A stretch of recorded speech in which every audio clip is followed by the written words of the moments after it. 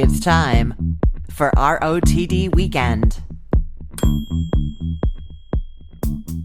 Today is the Saturday before Christmas and before Hanukkah because they're essentially falling on the same day. And I have an amazing, perfectly chosen guest for you. I'm speaking with Beth Lee of OMG Yummy, who is talking a bit about Christmas and Hanukkah and leftovers too. So exciting. I love Beth. I know you do too. But yeah, the Saturday before Christmas and the next few days are nuts, right? I don't know what you've got going on, but my head is spinning just thinking about it.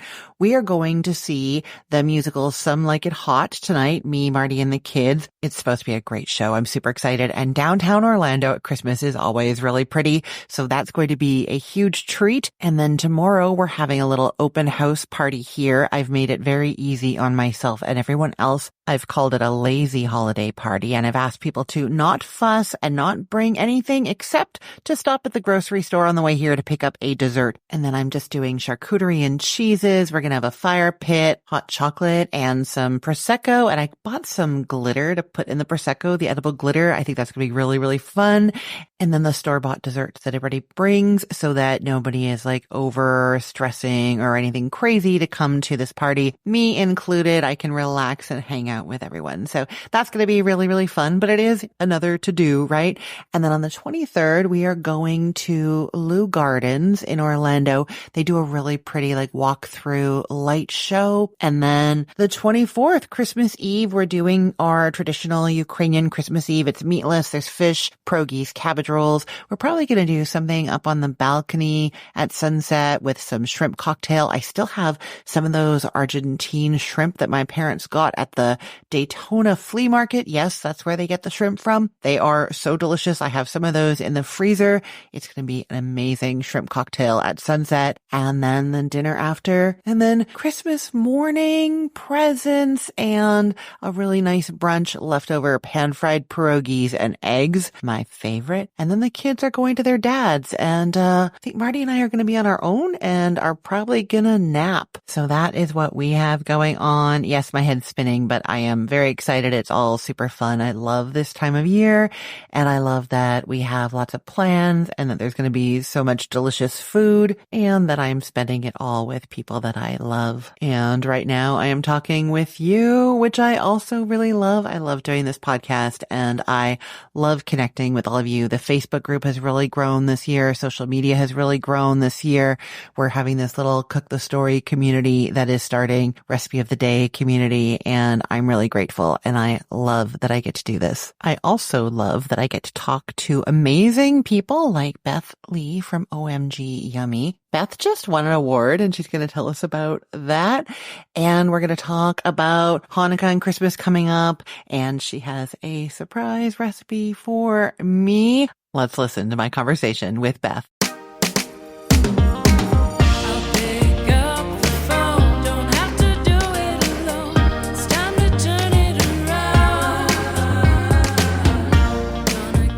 Beth Lee, welcome back to the show. Thank you. Thank you. I'm so happy to be back with you today. And everyone that's listening, hello. I am so excited to talk with you today. Now, I'm always excited to talk with you, but especially because since we last talked, you have won the International Association of Culinary Professionals Instagram Award. Is that right? That is right. They have, along with their cookbook awards, they have digital media awards, also food photography awards. But I won one of their digital media awards for my Instagram account and super excited, a little bit proud of myself, but just super happy that all the work that I put into that and the sharing of, my perspective on food and my inspiration with people is getting noticed because that's why I do it. I want to be able to help people get comfortable in the kitchen from my viewpoint and the things that I can share. I'm glad I got noticed for that. Well, it is super well deserved. Your account is amazing. Congratulations. Can you tell us a little bit more about your Instagram account? What is going on there? What would people see if they go? What is like your philosophy of what you do or don't post, that kind of thing? Absolutely. So if you go to my profile, my Instagram is OMG Yummy, just like my blog. And if you go there, it says I'm a Jew who makes mandu. It also says that I'm a cookbook author and cooking teacher and a preserved lemon lover. That's another conversation. But I say I'm a Jew who makes mandu because I have a multicultural Jewish kitchen. So I have a background that is kind of traditional Ashkenazi, which means coming from the Eastern European region originally. But I am married to somebody who is a native Californian, but his parents are from Hawaii and his grandparents are from Korea. Oh. So our family has a lot of food traditions other than just, my sort of, again, traditional East Coast, Eastern European Jewish Ashkenazi food. So you'll find a lot of things on my blog and also a lot of inspiration. And I try to talk with people, especially on Instagram, about how do you bring all this together and what does that mean for your kids? Like I've asked the question in things I've pitched or in talks I've made, what cookbook would my daughter write? Right? Like what is her food? It's not like we're both of the same background and all of our family food traditions are the same. So you're going to see a lot of things on my Instagram that have to do with my Jewish background, with the Korean Hawaiian food that I make, but also my love for Middle Eastern ingredients and also my love for just inspiring people to get comfortable, get in the kitchen and try stuff. Oh, that's And amazing. have fun. That's amazing. I'm so happy for you. And yeah, there's so much, so vibrant, and it's like interestingly niche, but like niched to you, Yes. but in a way that like lots of other people can understand and appreciate, right? Right. Absolutely. I mean, I once I'm friends with someone and we've not actually met in person.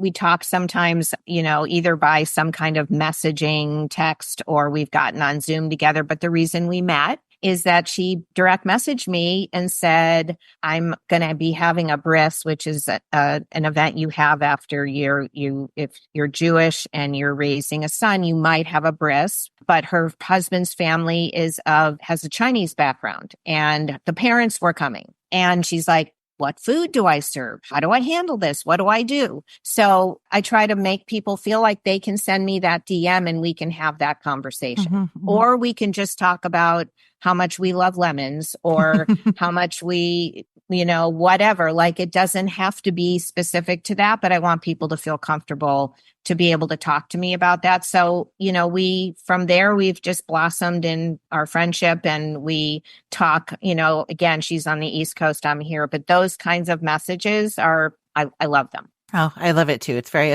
inspiring and approachable, which is just an amazing thing that you are that I love.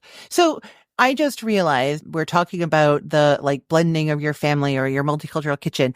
And this is going live on December 21st.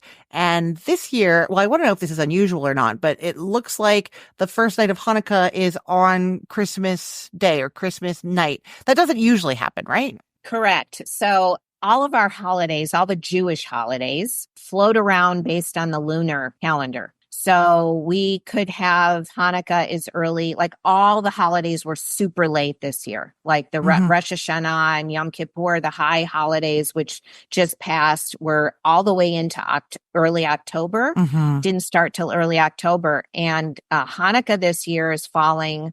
The first day is the 26th, but all of our holidays, the Jewish holidays, start the evening before. So the first night of Hanukkah is December 25th. And so we've had it fall on the same day as Thanksgiving. And this year it's starting on the same day as Christmas, or at least the first night of candles. So it doesn't happen often. And it moves all over. But this year we're crossing over with Christmas. So for a family like yours, does that like complicate things in that one of the holidays will get less, I don't know, like attention, or does it make it easier because you have less things to do, or do you shift them? Like how, or is it just fine? Like how does that feel, or what do you do with that? That's a great question. I think it has morphed for us specifically over the years. I remember the first time that it fell exactly with Thanksgiving because we always host Thanksgiving. That's kind of a thing for us. And for whatever reason, I believe usually my sister-in-law will host Hanukkah, but for whatever reason, I think I was hosting both that year. So I remember that year and I have these pictures of the table being set for Thanksgiving and then being set for Hanukkah. I think it was the very next day. And so anyways, my point is I made it very complicated for myself in a way.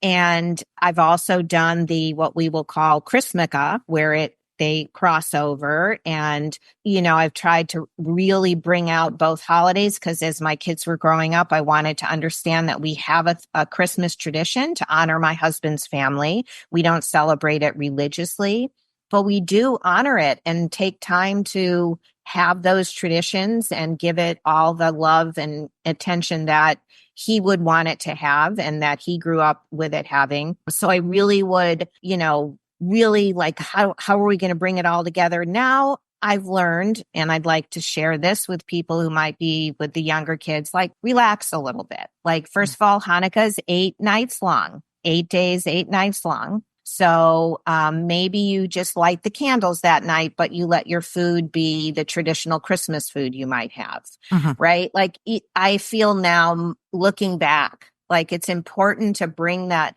And you can do creative things. Like I remember one year we had friends over and they were bringing the side dish to go with what our traditional Christmas dinner is. We said, well, maybe we could do a potato that's kind of like a latke. And that's how we can bring Hanukkah and Christmas together for this meal.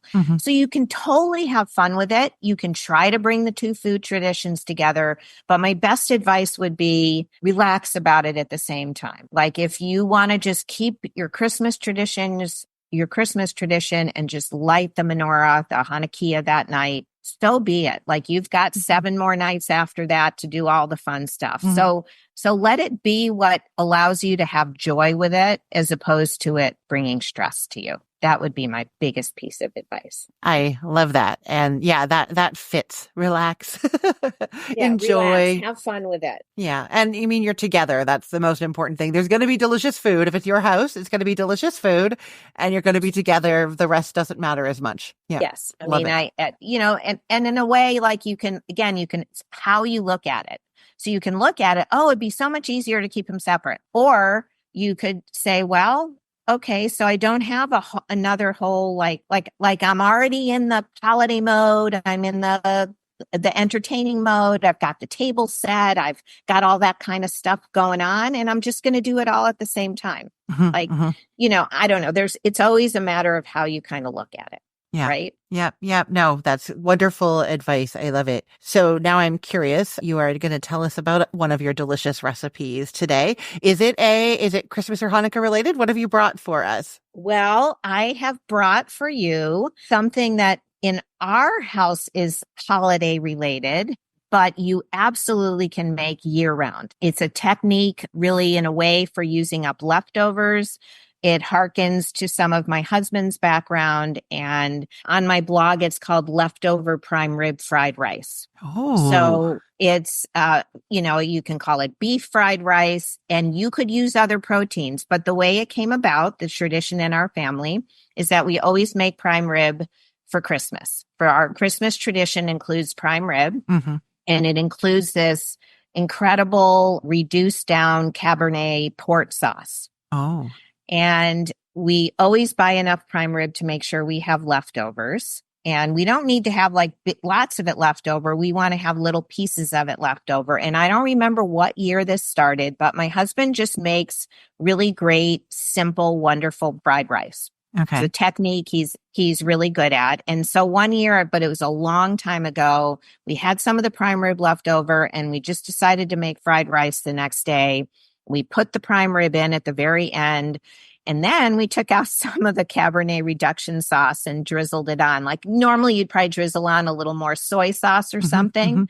We drizzled on a little of the Cabernet reduction. Oh, wow. And now we joke that we really make the prime rib for the sole purpose of having the leftovers to make this fried rice. I love it.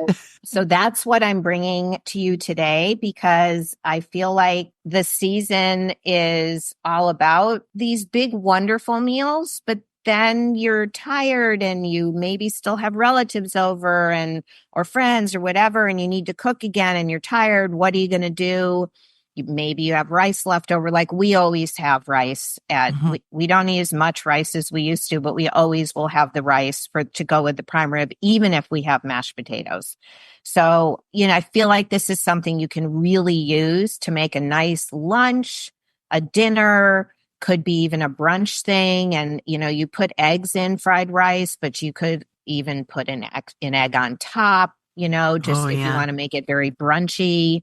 So I feel like it's a great dish for people to learn how to make if you don't already have it in your arsenal. It sounds incredible. Now I'm thinking, I don't think we've decided what we're making for Christmas yet. So I'm thinking we need to also make prime rib so that we can make the leftover fried rice.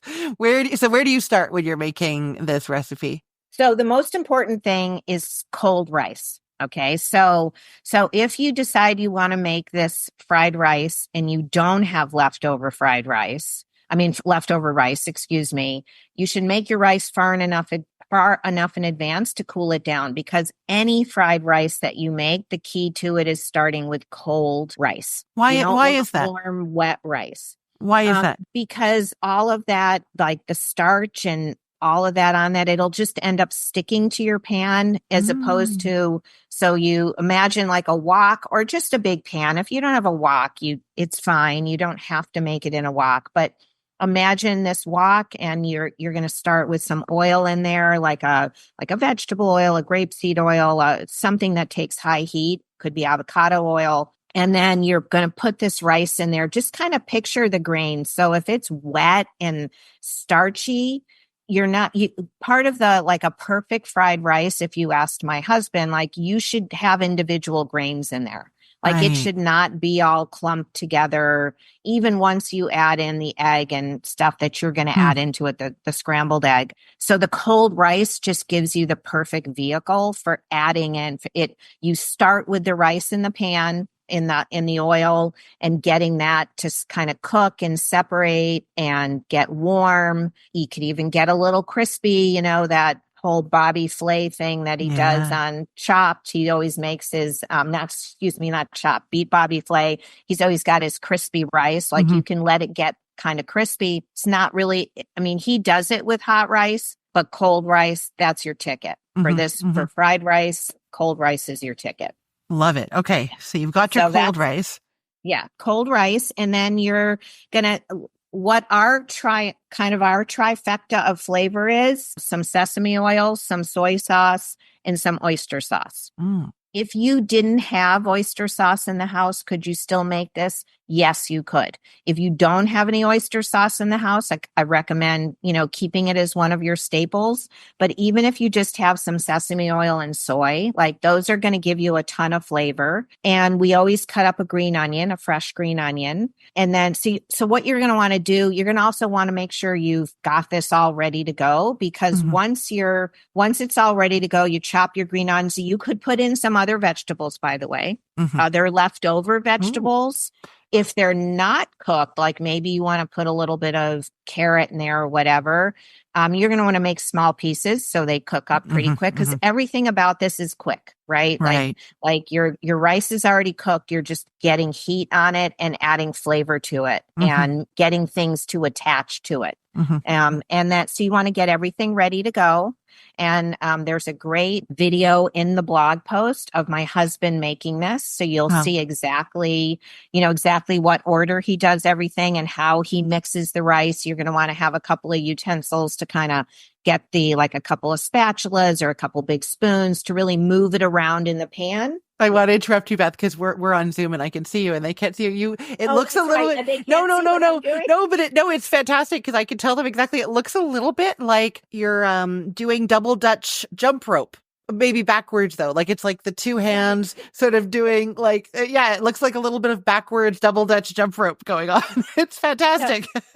So yeah, sorry, I forget. No, no, no. You guys are only going to be listening. So if you are a visual person and you need to see, you can go to the blog post and see my husband doing it. But Yeah. what you just want to prep everything you're going to put in the rice ahead, have it all right next to you to the pan or the wok you're going to be using. Bring the pan up to heat, get your oil in there, and have a couple utensils ready. Like it's easier with two than with one, but could you do it with one? Yes, you could do it with one, but you just want to think about it like any stir fry you might do. You're using pretty high heat and you want to get everything coated and keep everything moving around in the pan. And then there's an order to it. So you want to get the rice in there first. Then you're going to want to get the eggs added in. And then you're going to get some of that flavoring added in, the liquid flavorings, the soy sauce, the sesame, the oyster sauce. And then you're going to put in the green onions near the end, any other vegetable if it's already cooked. You really just need to add heat to it. And then finally, the protein is going to go in because this is generally a leftover kind of thing. Your protein is going to go in very last just to get a little heat on it. Right. You're not really trying to cook it. You're just trying to incorporate it and make it part of it. And then we like to add a little black pepper. And this is the kind of thing, okay, once you've got all this in there, you added your flavors, your sesame oil, your soy sauce, your oyster sauce, the green onions, give it a little taste because you might go, oh, wow, I used a little more rice than the last time. I mean, I give you instructions. I tell you how many cups, but come on, you might have 4 cups of rice left over and more leftover protein. So taste it. If you feel like it needs a little more of something, go for it. This is definitely adjust it to your own palate and adjust it to whatever leftovers you have in your refrigerator that you want to use up.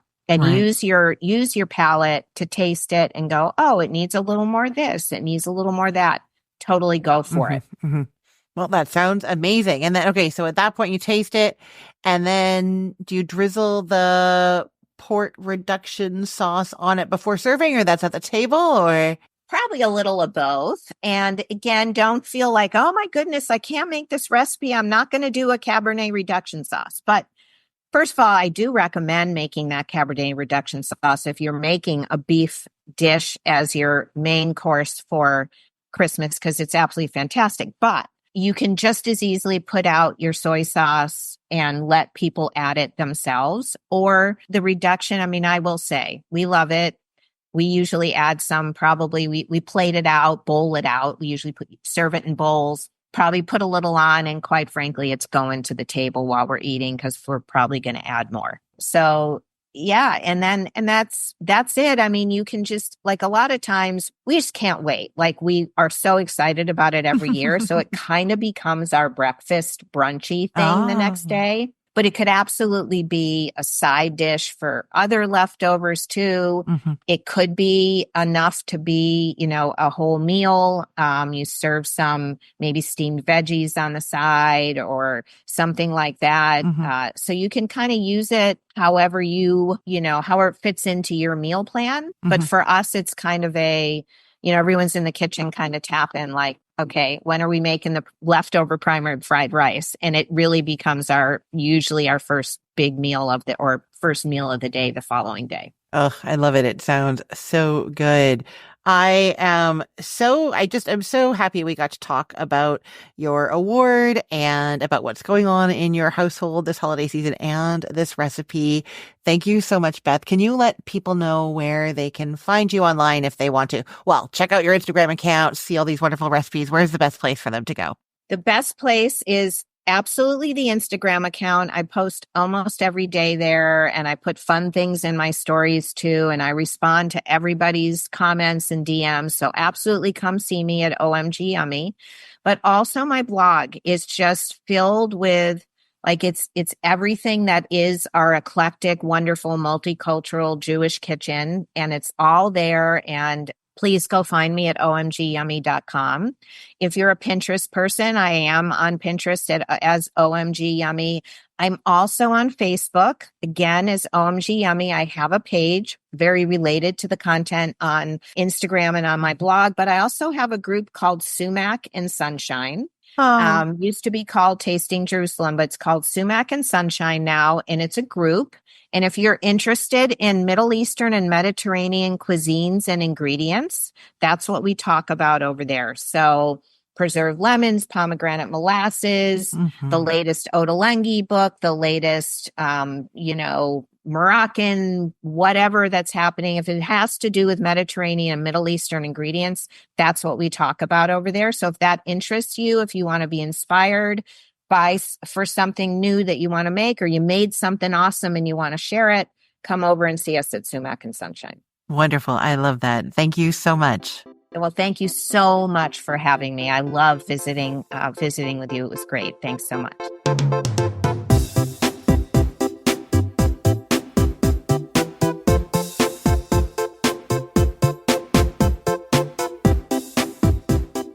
Okay, I'm sure you already did it, but make sure you go and follow Beth on Instagram. OMG Yummy.